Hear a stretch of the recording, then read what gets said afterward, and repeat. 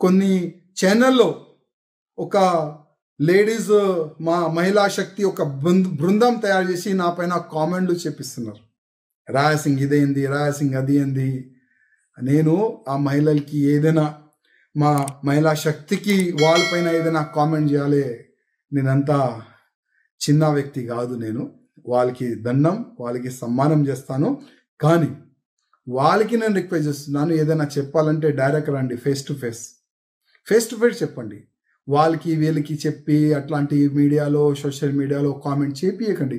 నాదేమీ కూడా ఉద్దేశం లేదు, భయపడకండి. నాతోని ఏమి ఉద్దేశం లేదు. నా ఒక్కటే ఒక లక్ష్యం ఉండే, బీజేపీ గవర్నమెంట్ తెలంగాణలో రావాలి, బీజేపీ కార్యకర్తలకి ఆ సన్మానం దొరకాలి. అదే నా ఉద్దేశంతోనే నేను బీజేపీ నుంచి రిజైన్ ఇచ్చినాను.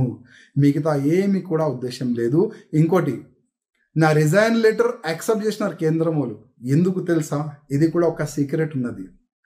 కొన్ని యూట్యూబ్ ఛానళ్ళు, కొన్ని మీడియాలు ఒక వార్త నడిపినారు. రాజాసింగ్తోని అమిత్ షా గారు ఫోన్లో మాట్లాడుతున్నారు. రాజాసింగ్ కేంద్రం అధికారులతోని డైరెక్ట్ సంపర్కంలో ఉన్నారు. ఇట్లాంటి కొన్ని వార్తలు నడిపిస్తున్నారు. అదే వార్తలకి ఇక్కడున్న కొంతమంది దొరలు కటింగ్ చేసి కేంద్రంకి పంపిస్తున్నారు. చూడండి, రాజాసింగ్ ఇట్లాంటి ఫేక్ వార్తలు నడిపిస్తున్నారు అని కేంద్రంకి ఫేక్ ఇన్ఫర్మేషన్ ఇస్తున్నారు. ఇక్కడ నుంచి ఢిల్లీ వెళ్ళాలి, చెవు కోరాలే, నా పైన ఒక బ్యాడ్ రిమార్క్ తీసుకొని రానికి వాళ్ళు చాలా అంటే చాలా బలం పెట్టినారు. వాళ్ళు సక్సెస్ అయినారు. కానీ ఒక్కటే చెప్పాలనుకుంటున్నా, కేంద్ర అధికారులకి మీడియాకి లిక్ ఇవ్వాలి, మీడియాకి చెప్పాలి, నా ఫేవరబుల్ వార్తలు నడపండి. అట్లాంటి చిన్న పనులు నేను ఎప్పుడు కూడా చెయ్యను. ఏదైనా ఉంటే డైరెక్ట్ చెప్తాను, ఆ బలం నాకున్నది. కానీ మీడియాకి లిక్ ఇవ్వాలి ఆ అలవాటు నాకు లేదు. కొన్ని మీడియా ఛానల్లో ఒక వార్త నడుస్తుంది, రాజాసింగ్ మళ్ళొక్కసారి బీజేపీలో రానికి ప్రయత్నం చేస్తుండు. ఆయన నియోజకవర్గంలో ఉన్న కార్యకర్తల్ని ఒక బృందం తయారు చేసి స్టేట్ ఆఫీస్ పంపించిండు. రాజాసింగ్ మళ్ళా అప్పుడు ఎందుకు రిజైన్ ఇచ్చిండు, మళ్ళీ ఇవాళ ఎందుకు ప్రయత్నం చేస్తుండని కొన్ని మీడియాలో ఒక వార్త నడుస్తుంది. నేను వాళ్ళకి ఆ వార్తకి నేను ఖండిస్తున్నాను. నేను ఎప్పుడు కూడా నా పార్టీలో మళ్ళొక్కసారి రానికి నేను ప్రయత్నం చేస్తున్నాను. అట్లాంటి నేనే ప్రయత్నం చేయలే ఎప్పుడు కూడా. ఎందుకంటే నేను పార్టీకి రిజైన్ చాలా ఆలోచన చేసే నేను రిజైన్ ఇచ్చినాను. నా మనసులో ఉన్న మాటలు, లాక్స్ ఆఫ్ కార్యకర్తలు మనసులో ఉన్న మాటలు ఎప్పుడు నేను కేంద్రం వరకు నేను చెప్పను, కేంద్ర అధికారులు ముందు నేను చెప్పను. అప్పటి వరకు నేను ఆలోచననే చేయను బీజేపీలో రానికి. ఎందుకంటే ఎన్నో సంవత్సరాల నుంచి పార్టీకి ఎవరి వల్ల నష్టం జరిగింది అది నేను కేంద్రంకి చెప్పాలనుకుంటున్నాను. చాలా మంది కార్యకర్తలు లైఫ్ ఇచ్చేసినారు భారతీయ జనతా పార్టీకి. ఆ కార్యకర్తలకి ఏ విధంగా పక్కా పెట్టేసినారు ఆ మాటలు చెప్పాలనుకుంటున్నాను కేంద్ర అధికారులకి. ఇవాళ వేరే పార్టీ ఏడ్చిన తర్వాత బీజేపీలో చేరుకున్నారు, రిస్క్ తీసుకొని వాళ్ళతోని ఎంత అన్యాయం చేసినారు వాళ్ళ గురించి చెప్పాలనుకుంటున్నాను కేంద్ర అధికారులకి. ఇదే నా ఉద్దేశం. Next Bharatiya Janata party government తెలంగాణలో రావాలంటే ఏమి చేస్తే బాగుంటుంది అది కేంద్రంకి చెప్పాలనుకుంటున్నాను.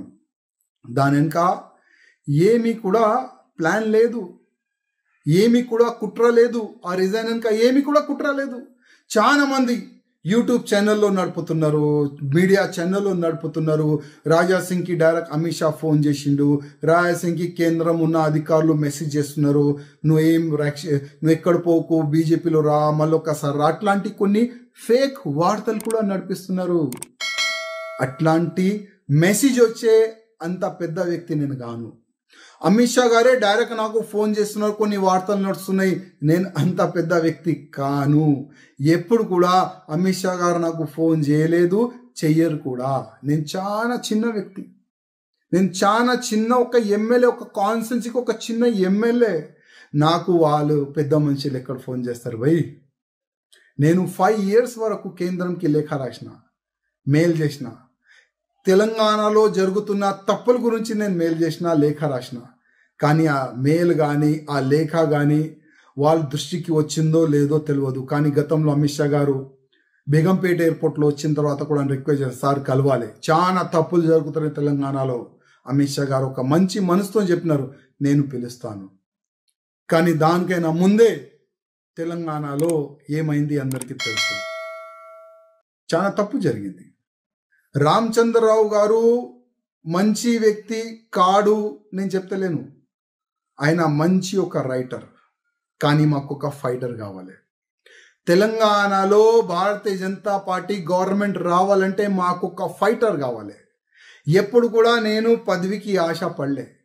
14లో కానీ 18లో కానీ 23లో కానీ ఎప్పుడు కూడా నాకు ఈ పదవి కావాలి నేను అడగలే. ఎందుకు అడగాలి? ఎందుకంటే వీరు ఇయర్ అని, వీళ్ళు ప్రపోజ్ చేయరు, వాళ్ళు ఇయర్ కూడా నాకు తెలుసు. ఎందుకంటే మా గతి ఇదే, మా గతి ఇదే, మా కార్యకర్తల గతి కూడా ఇదే. అదే బాధతోని 11 years నేను ఇవాళ ఇక్కడున్నాను. 3వసారి గెలిచిన తర్వాత నేను ఎక్కడున్నాను. చాలా బాధతోనే నేను నా బీజేపీ నేను ఏడ్చినాను, రాయి పెట్టుకొని ఏడ్చినాను. నాకెంత బాధ ఉంది ఎవరికి చెప్పలేను. కానీ ఇవాళ లేకపోతే రేపు కేంద్ర అధికారులు ఐబీ రిపోర్ట్ తెప్పించుకుంటారు, తెప్పించుకోవాలని కూడా రిక్వెస్ట్ చేస్తున్నా. తెలంగాణలో 14లో 18లో 23లో ఎందుకు బీజేపీకి లాస్ అయింది ఎన్నికల్లో, అది ఐబీ రిపోర్ట్ ఇవాళ లేకపోతే రేపు తెప్పిస్తారు కేంద్ర అధికారులని ఒక నమ్మకం ఉంది. అదే ఐబీ రిపోర్ట్లో, అదే రిపోర్ట్లో ఎవరెవరు మోసం చేసినారు, ఎవరెవరు వెనక నుంచి కత్తి పొడిచినారు కేంద్ర అధికారులకు తెలుస్తుంది. ఇవాళ నేను బీజేపీలో బయటికి వచ్చేసినాను.